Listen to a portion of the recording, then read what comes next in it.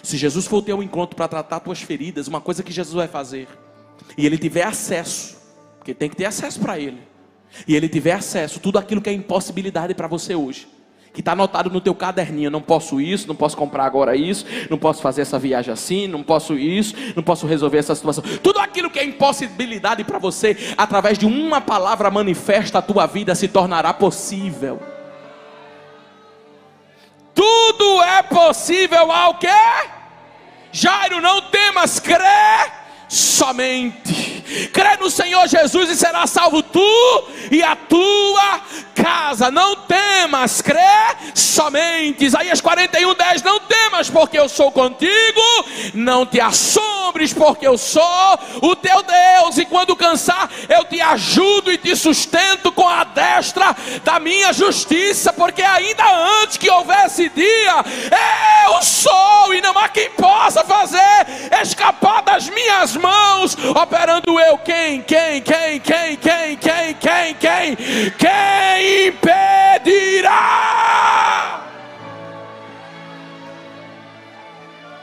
Deixa eu falar algo para você. João capítulo 2, a partir de João capítulo 1, o verbo se fez carne, o verbo habitou entre nós. O verbo era Deus, o verbo estava com Deus. Todas as coisas foram feitas por meio dele. Sem ele, nada do que se foi feito poderia ter sido feito. Por intermédio dele é que tudo foi feito. Esse Jesus enviado veio em João capítulo 1, ele está sendo anunciado. Em João capítulo 2, ele é a fonte que entra para transformar águas em vinho. Em João capítulo 3, ele é a fonte, mesmo hino, mesma coisa que estava sendo tocado. Em João capítulo 3, ele é a fonte. Ele é a fonte que entra na vida de um homem para dizer: necessário é que você nasça da fonte da água do Espírito. Como um homem pode ser velho e tornar a ser novo? Ele disse: não, eu estou falando do novo nascimento, e esse precisa ser nas águas. No capítulo de número 4, ele como fonte se apresenta junto de um poço, onde tem uma mulher que está com sede. Essa mulher está indo meio-dia tentar saciar uma sede que não é de água, mas Jesus sabia que essa sede não era de água. E quando ele chega como fonte, ele invalida o poço, porque até o cântaro que ela foi buscar, ela deixou lá. Porque quem tem um poço não precisa de cântaro e nem precisa de fonte. Quem tem a fonte não precisa de poço e nem precisa de cântaro, só precisa estar ligado com a fonte. Em João, no capítulo de número 5, quando lemos aqui, entendemos que a fonte vai ao tanque. E se nós entendermos o mover do Espírito de Deus sobre as águas, entender que o Espírito de Deus é como um rio de águas vivas, nós entendemos que essas águas estão se movimentando de João capítulo 1 até João capítulo 5. E nós podemos observar algumas coisas. A Bíblia vai dizer que passada estas coisas, existem um contexto de histórias aqui, mas eu quero entrar naquilo que o Espírito Santo transmite. Havia uma festa entre os judeus chamada Páscoa. Jesus vai a Jerusalém. Aliás, havia uma festa dos judeus e Jesus está indo a Jerusalém. Jesus está subindo para a festa. Escuta, essa festa era uma festa onde todo judeu, era cultura estar na festa de Jerusalém todos os anos. Deixa eu lhe falar uma coisa: o encontro das pessoas eram muitos. A reunião, a apresentação dos sacerdotes, dos escribas, fariseus, aqueles que faziam parte da sinagoga, era naquele momento uma espécie de convenção entre todos. Qual pessoa não gostaria de estar nesta festa? Só que Jesus vai à festa.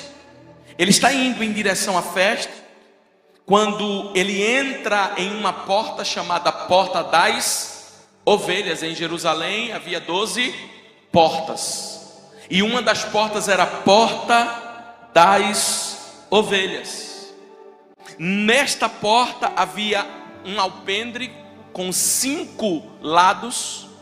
E neste alpendre, construção de pedras, existia um tanque, onde chamavam aquele lugar de casa de misericórdia. Aquele lugar era considerado como lugar que recebia pessoas. Talvez em receber, pessoas se sentiam abraçadas, pessoas se sentiam consoladas, pessoas se sentiam recebidas. E aí, pastor, está tudo certo? Não, porque havia abraço, havia consolo, havia pessoas que o recebessem, mas não havia salvação, não havia quem o salvasse. O lugar era chamado de casa de misericórdia, mas misericórdia não havia, porque só existe sentido do nome do lugar se ele estiver. Só existe sentido da igreja ser igreja se ele estiver na igreja. Só existe sentido da casa ser um lar se Jesus estiver à frente da minha casa. Só existe sentido de família ser família se Jesus estiver na minha família. O lugar por nome era Betesda, era a casa de misericórdia, mas estava faltando esta misericórdia. A questão é que quando Jesus está, Jesus dá sentido a tudo isso, porque Jesus dá sentido àquilo que não existe sentido aqui nesta terra. Quando Jesus entra, há uma mensagem emitida. Betesda hoje vai saber, esse lugar hoje vai saber que Jesus está entrando nele. A Bíblia vai dizer que Jesus entra, e o que me chama a atenção é que neste lugar jazia, diga comigo, jazia, diga mais forte, jazia uma grande quantidade de pessoas, todas elas carregando dores, a dor da cegueira, a dor da paralisia, a dor da invalidez, a dor do sofrimento ao longo dos anos. Aquele lugar existiam pessoas cheias de dores, mas a Bíblia vai dizer que Jesus entra pela porta das ovelhas, porque a referência externa visita uma deficiência interna. Ok que existiam pessoas cegas, ok que existiam pessoas coxas, ok que existiam pessoas inválidas, mas quando Jesus entra pela porta, Jesus não vai entrar porque tem gente cego, Jesus não vai entrar porque tem gente coxo, Jesus não vai entrar porque tem gente manco. Jesus vai entrar por uma porta, e o nome dela é externa. O que Jesus vai fazer é porta das ovelhas, é porta das ovelhas. Isso é quando a minha dor, o meu sofrimento, aquilo que eu estou vivendo, não muda aquilo que eu sou, não muda quem eu sou. Aquilo é o que eu estou vivendo, quem é o que eu sou. Então quando Jesus entra, ele decide entrar lá pela porta das ovelhas. Ele não entra pelo que eu sinto, ele entra pelo que eu sou. Ele não entra pelo que eu estou vivendo, ele entra pelo que eu sou. Eu não sou aquilo que eu sinto, eu sou ovelha de Cristo. Eu sou ovelha de Cristo. Estar aleijado não chama a atenção de Jesus para entrar, mas o que chama a atenção de Jesus é este nome, porta das ovelhas. São cegas, mas são ovelhas. São mancas, mas são ovelhas. Estão paralisadas, mas são ovelhas. E isso faz Jesus entrar. Deixa eu falar uma coisa para você. Você não é aquilo que você sente, você é aquilo que Ele te chamou para ser, ovelha. Ovelha, ovelha, ovelha. Enquanto o inimigo entra pela brecha, ele entra pela porta. Enquanto o inimigo entra por legalidades, ele entra pela porta das ovelhas, porque há um resgate a ser feito naquele lugar. O que me chama a atenção é que são ovelhas dispersas, mas são ovelhas. Porque quando Jesus entra, ninguém observa que algo ou alguém diferente entrou naquele lugar. Que é isso, pastor? Quando a minha dor me torna insensível à presença de Jesus na minha vida. É verdade que nós passamos por dores. É verdade que nós passamos por sofrimentos, mas isso não nos dá o direito de nos tornar insensíveis a saber que Jesus está conosco. Porque Jesus está também significa carregar dores. Jesus está também significa carregar alguns sofrimentos. Jesus está também significa viver algumas coisas que nós não queremos viver e passar por algumas coisas que não queremos passar. Mas isso não me dá o direito de me tornar insensível. Pastor, minha luta está muito grande, mas se essa luta te desconectou do céu, essa luta te desconectou do Criador, essa luta te deixou menos crente do que você era, isso não me dá o direito de estar enfrentando o que eu estou enfrentando, vivendo o que eu estou vivendo, e insensível a saber que Jesus já chegou em Betesda e algo vai mudar. Quando Ele entra, ninguém percebe. Que a nossa dor não nos torne insensíveis ao ponto de perceber quando Jesus está querendo realizar algo que ainda não foi feito, mas que a nossa dor nos leve a ser sensíveis, a entender Jesus estar aqui, Jesus estar aqui. Pastor, que não combina dizer que Jesus está com essa dor de 38 anos. Combina sim, porque Ele disse que no mundo nós teríamos aflições, mas venceríamos como Ele venceu. Ele não disse que passar pelas águas seria uma opção. Ele disse quando. Quando é certeza que vai passar. Então não atribua aquilo que você está vivendo à ausência de Jesus.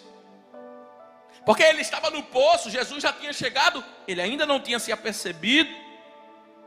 E não permitamos que o que sentimos, a dor que estamos sentindo, nos torne insensíveis à presença dEle. Nos tornem insensíveis em meditar na sua palavra. Nos tornem insensíveis em buscar mais ao Senhor. Nenhuma dor pode ser desculpa para nós deixarmos a nossa fé de lado. Nenhum sofrimento pode ser desculpa para nós esfriarmos na nossa fé e na nossa caminhada em Cristo. Quando Jesus vai entrando, ninguém anuncia dizendo Ele está aqui. Porque eles estavam olhando para o tanque, olhando para o anjo, olhando para as águas que se moviam. Mas na verdade Jesus já estava ali. Na verdade Jesus já queria operar ali. A fonte chega do lado do tanque. E uma fonte parada ao lado do tanque faz o seguinte: invalida o tanque. Porque já que tem fonte não precisa de tanque. Eu não quero entrar aqui na discussão. Quando a Bíblia diz, quando tem um colchete na sua Bíblia, acreditava-se, era uma crença que um anjo descia, a água agitava e eram curados. Não é nisso que eu quero entrar nessa noite. Mas a questão é que quem está chegando não vai precisar de nada disso. Porque quem está chegando é a fonte. Se Ele é a fonte, Ele tem tudo. E tem pessoas que dizem: pastor, mas parece que essa causa que eu estou vivendo não é causa para Jesus resolver, não é causa para Jesus estar comigo. É sim. Porque quando alinhamos a nossa vida espiritual, o físico também é visitado. Quando alinhamos a nossa vida aqui na terra, a nossa vida espiritual, quando alinhamos a nossa vida espiritual, a nossa vida aqui na terra, as coisas também são ajustáveis.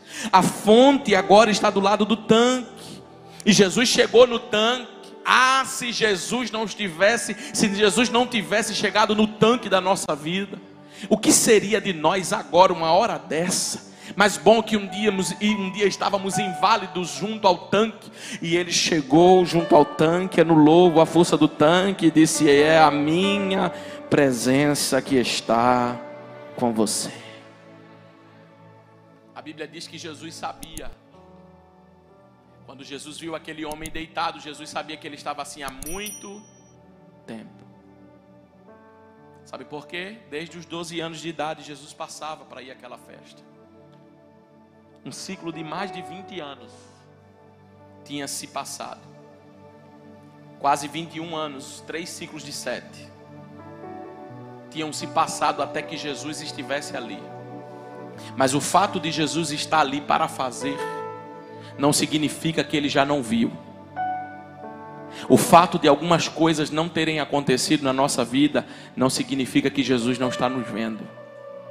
O fato de algumas coisas não terem sido realizadas na nossa vida não significa que Jesus não já se apercebeu. Ele já sabia, Ele já tinha visto.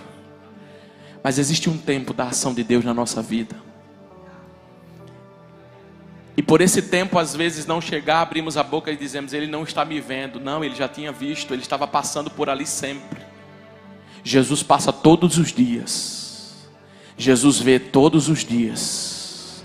Jesus sabe de cada detalhe da minha e da sua vida.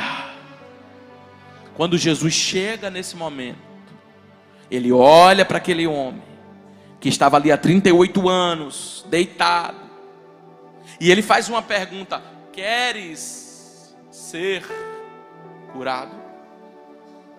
Queres ser curado? Aquele homem olha para Jesus, e eu acho interessante. Quando eu fui ver no histórico, eu tinha pregado essa mensagem aqui na igreja uma vez, mas eu passei a semana inteira pedindo uma resposta ao Espírito Santo. Por que que este homem vai dizer isso para Jesus, quando Jesus lhe pergunta: queres ser curado? A resposta do homem parece não ter nada a ver com o que Jesus está perguntando. O homem olha para Jesus e diz assim: Senhor, eu não tenho ninguém que me coloque no tanque quando a água é agitada, porque quando eu tento entrar, vem outro antes de mim e entra nessa água. Deixa eu lhe falar uma coisa, meu irmão. A primeira coisa que ele diz é: eu não tenho ninguém. Jesus está oferecendo cura, e ele está dizendo: eu não tenho ninguém. Jesus está oferecendo milagre, e ele está usando a força dele, a boca dele, para dizer: eu acuso as pessoas nesse momento, porque eu não tenho ninguém. O problema que aconteceu comigo é porque eu não tenho ninguém. Mas ele não fala assim: eu não tenho só ninguém. Ele diz: eu não tenho ninguém que me coloque no tanque. Escute isso. 38 anos esse homem convivendo em Betesda. 38 anos esse homem estando em Betesda. Será que não havia ninguém que pudesse o colocar no tanque? Será que não havia ninguém que pudesse o ajudar naquele momento? O problema é, e o Espírito Santo me disse, o problema é que aquele homem queria pessoas que só o colocassem no tanque. Porque ele diz: eu não tenho ninguém que me coloque lá. Mas ele não procurou relacionar-se com pessoas. Não era por causa do tanque, era por conta do relacionamento. Cuidado para, no meio das nossas dores, nós não afastarmos as pessoas de nós. Porque o povo de Israel foi assim. Quando eles se viam em situações pressionados, eles murmuraram. Não era contra ninguém, era contra quem estava do lado deles. Porque eles estavam sentindo uma dor e sendo pressionados. Na hora que mais precisavam, eles estavam ferindo quem mais estava perto e quem mais amava: Moisés. Alguém já disse, é verdade, nós temos o poder de entristecer quem nós mais amamos. Você já viu, às vezes, brigas de relacionamento? Briga de casamentos?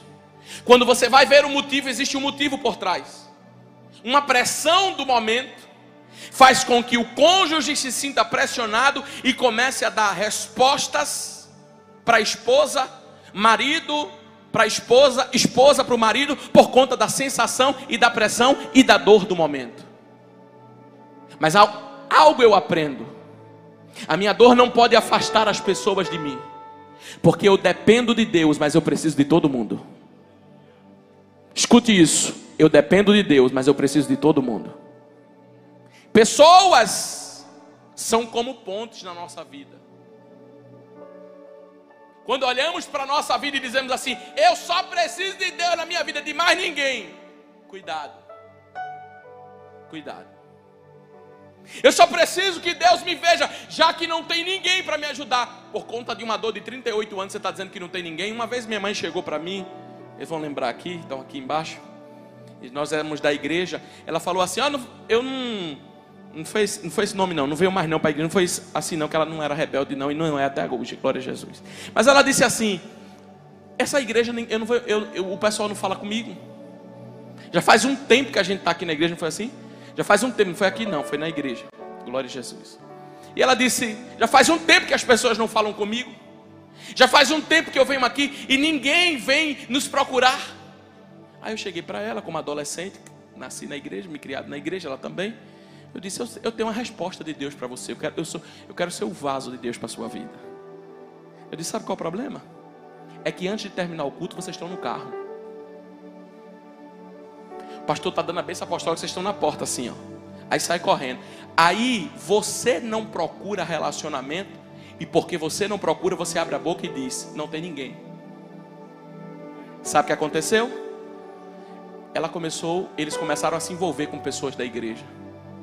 Programações da igreja, quando se tinha, eles chegavam junto e começavam a conversar após o culto. Sabe o que aconteceu? Começou a ser inserido dentro desse contexto. Às vezes a gente diz, não tem na igreja, não tem isso, não tem aquilo. Você já se achegou mais próximo para saber se tem ou se não tem? Não tem pessoas, não tem amigos que Deus levanta na nossa vida. Você já chegou próximo para saber se não tem? Você vê que todas as pessoas, quando estão pressionadas por dores, a primeira coisa é olhar a escassez e dizer, não tem, não tem.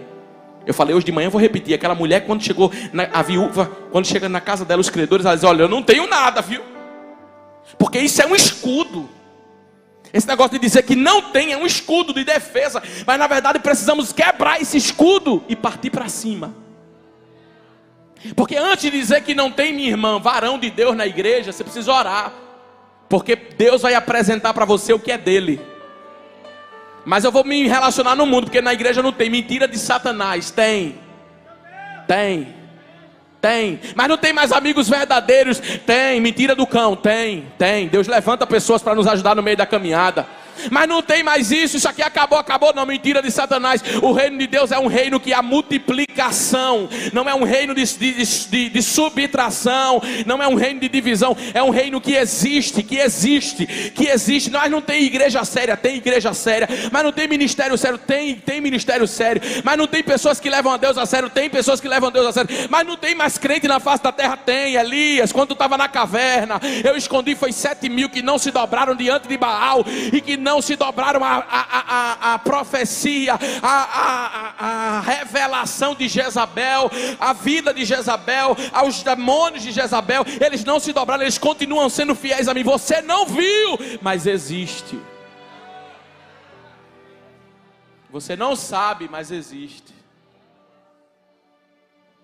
Mas a primeira resposta é: tem ninguém não.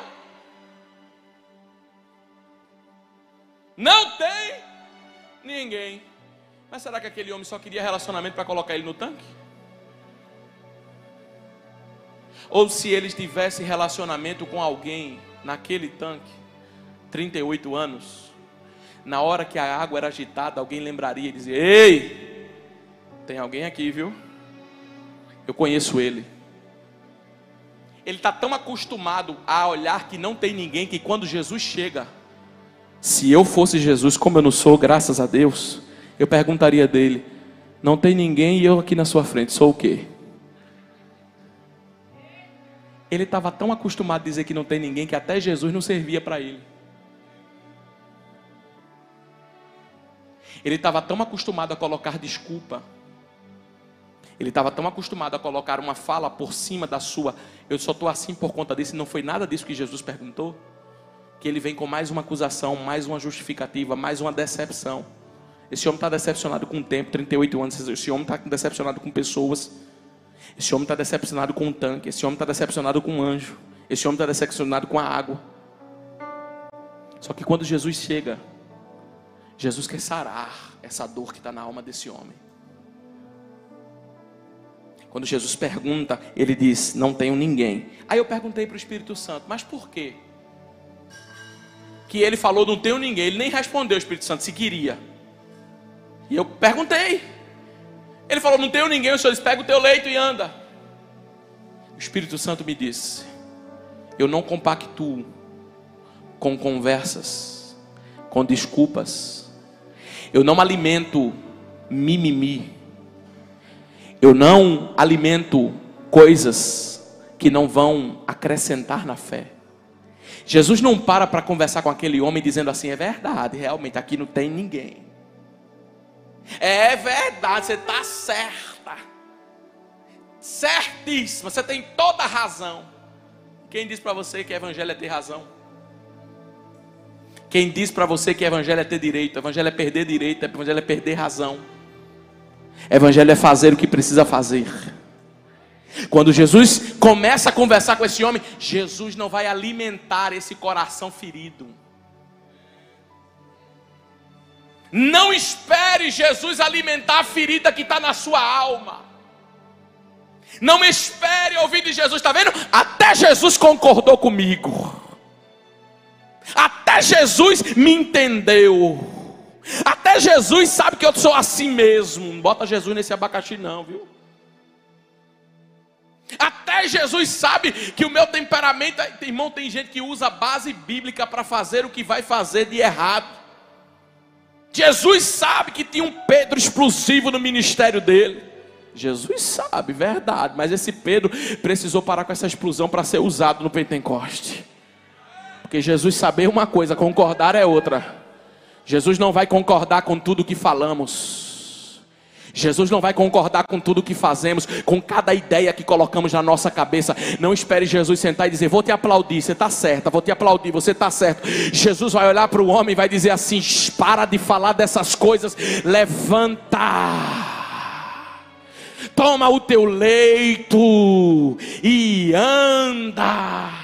O que Jesus está fazendo é: eu não vou nem entrar nesse assunto com você, eu não vou nem responder aquilo que você queria ouvir. O que eu vou dizer para você é: tenha um alvo, tenha um destino, tenha um propósito, tenha uma missão. O propósito é maior do que quem não te colocou no tanque. O propósito é maior do que quem fez algo com você. Tem gente que em detrimento da sua vida está guardando mágoas e ressentimento na sua vida, e está achando que isso vai levar aonde? Porque naquele dia 15 fizeram isso comigo, e no dia 13 também disseram isso comigo, e no dia 12 também disseram isso comigo. Jesus disse: para com essa conversa, pega esse leito que está te aleijando, que está te deixando coxo, e começa a caminhar esquecendo das coisas que para trás ficam e prosseguindo para as que estão diante de você. Diz para quem está do teu lado: vira a página, já é assunto antigo.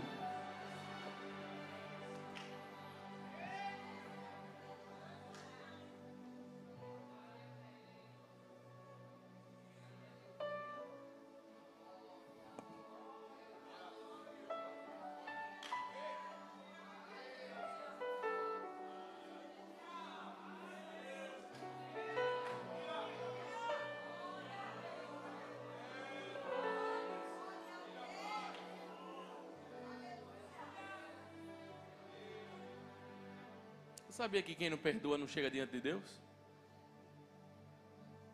Hã? Mas eu sou usado por Deus, e daí? Não perdoa não, meu filho? Perdoa não, filha? Também não posso te perdoar. O perdão está condicionado a perdão. A única coisa que está condicionada na Bíblia é o perdão. Você sabia disso? Jesus disse: na oração vocês podem reivindicar um direito: me perdoa como eu tenho perdoado. O que tem de gente amargurada, perdendo a salvação por causa de besteira,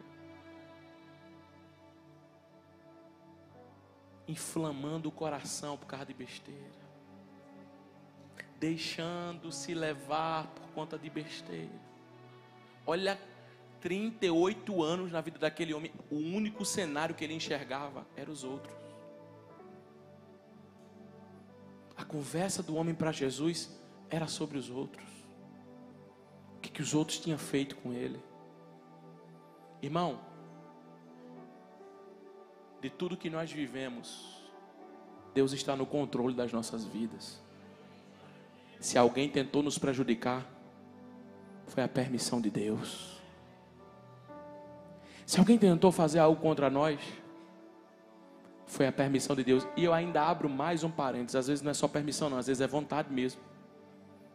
Deus, para usar alguém para a vida de José, disse: eu vou usar alguém para a vida de José. Irmãos, traiam ele, joga ele no poço, na cisterna. Escravos, o povo do Egito compra ele, bota ele como escravo. Ele vai para a minha escola, a minha faculdade. Porque a faculdade de Deus não é primeiro período, segundo período da sala de aula, não. É deserto. abandono, dores, sofrimento. No último estágio, José estava na prisão. Alguém tem um sonho e pergunta para José. José diz: olha, eu vou revelar o sonho, viu? Mas faça uma coisa, lembre de mim. Quando chegou lá, o que foi que ele fez? Esqueceu. Porque era Deus no controle da história. Esqueceram de me ligar, esqueceram de fazer. Esqueceram não, é Deus apagando da memória das pessoas. Mas um dia o faraó teve um sonho. Porque se José fosse lembrado naquele momento, seria lembrado como alguém que só interpreta sonho. Mas quando o faraó tem um sonho que ninguém revela, aquele que é um espírito de excelência diz: ninguém consegue, mas eu consigo. Quando chamam José, ele faz a barba. Porque o prisioneiro ficava largado. Qualquer tipo de roupa serve. Prisioneiro, barba suja, cabelo não feito. Mas ele escuta alguém abrindo as portas da prisão e dizendo: quem é José do Egito aqui?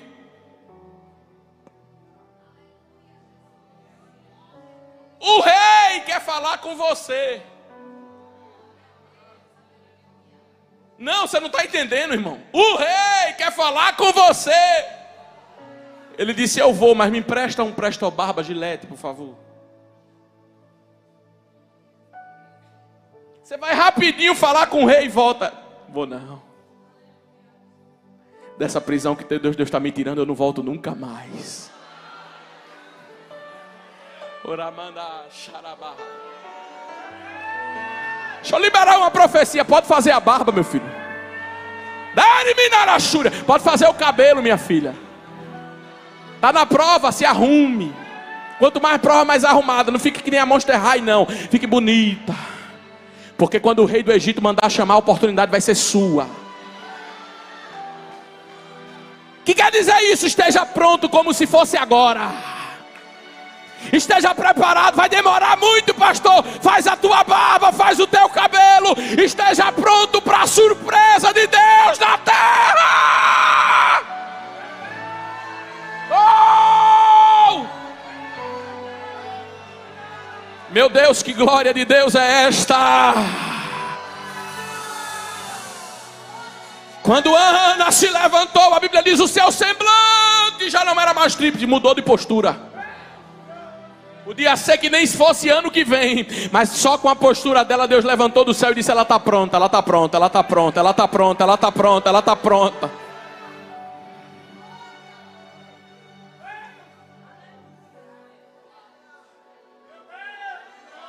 Eu sinto a graça de Deus aqui sobre nós. Eu sinto a unção de Deus aqui sobre nós. Levanta a mão que Deus vai te dar força para fazer o que tem que fazer. Levanta a mão que Deus vai te dar graça para fazer o que tem que fazer. Colocar as coisas no lugar, arrumar as coisas é com você. Fazer o milagre, apresentar você, trazer a resposta, fazer o sinal. É Deus que vai fazer, é Deus que vai fazer, é Deus que vai fazer.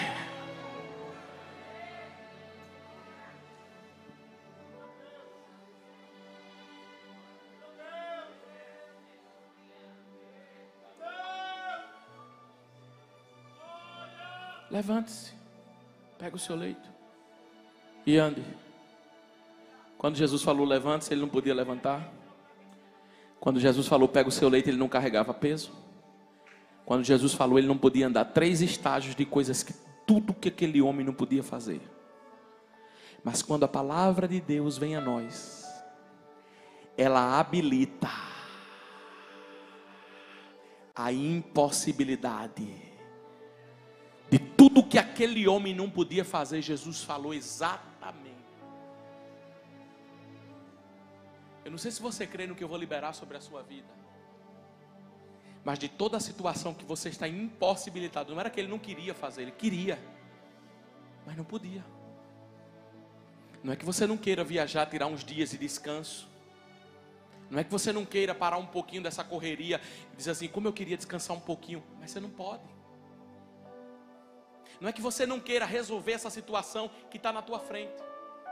Tem pessoas aqui que estão passando por situações financeiras na sua vida. Não é porque quer não. Tem gente que gosta. Deixa eu só abrir um parênteses aqui, Glória. Tem gente que gosta, né? Mas tem gente que não é porque gosta não. É porque não quer mesmo. Quando Jesus entrou, ele disse, ele sabia. E tem uma coisa, quando a palavra de Deus se manifestou, foi justamente em tudo aquilo que ele não podia fazer. Mas eu tenho uma palavra de Deus para você. Se Jesus for ao teu encontro para tratar tuas feridas, uma coisa que Jesus vai fazer, e ele tiver acesso, porque tem que ter acesso para ele, e ele tiver acesso, tudo aquilo que é impossibilidade para você hoje, que está anotado no teu caderninho, não posso isso, não posso comprar agora isso, não posso fazer essa viagem assim, não posso isso, não posso resolver essa situação, tudo aquilo que é impossibilidade para você, através de uma palavra manifesta, a tua vida se tornará possível. Tudo é possível ao quê? Jairo, não temas, crê somente. Crê no Senhor Jesus e será salvo tu e a tua casa. Não temas, crê somente. Isaías 41:10. Não temas, porque eu sou contigo. Não te assombres, porque eu sou o teu Deus. E quando cansar, eu te ajudo e te sustento com a destra da minha justiça. Porque ainda antes que houvesse dia, eu sou, e não há quem possa fazer escapar das minhas mãos. Operando eu, quem impedirá?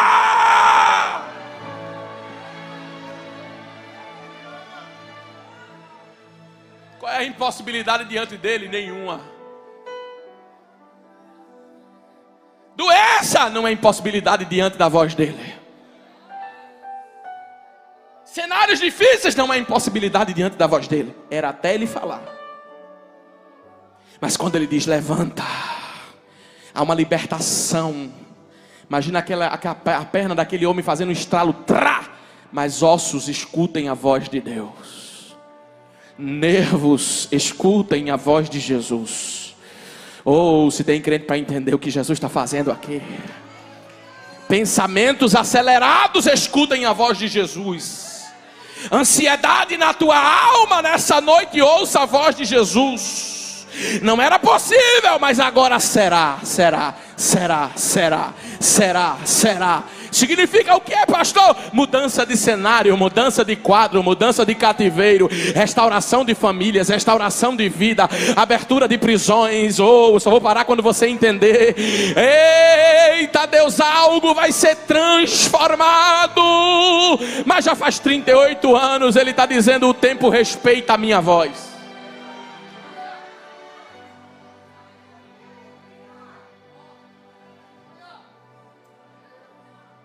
Imagina Jesus chamando Lázaro, irmão. Lázaro, para fora. Sabe quem saiu? Não foi Lázaro não, foi a múmia. Mas saiu. A Bíblia não diz que tiraram as faixas não, ele estava enfaixado.